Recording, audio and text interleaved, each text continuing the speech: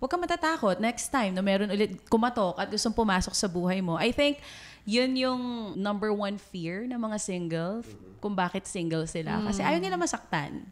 Or yun nga, yung sinasabi mo kanina, happy ka na, okay ka na, ito na yung comfort zone mo.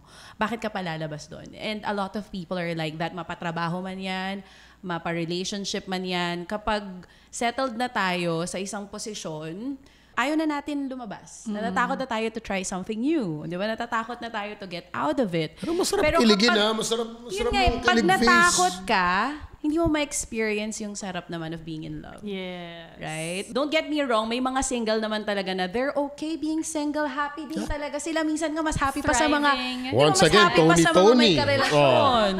Hindi naman ibig sabihin you're in a relationship, happy na, mas contented yung mga taong in a relationship. Meron din talagang mga single na choice nila yon, okay sila doon, they're happy with it, then so be it. Pero if you're like the letter sender na kaya ka lang single dahil takot ka masaktan, wag sana.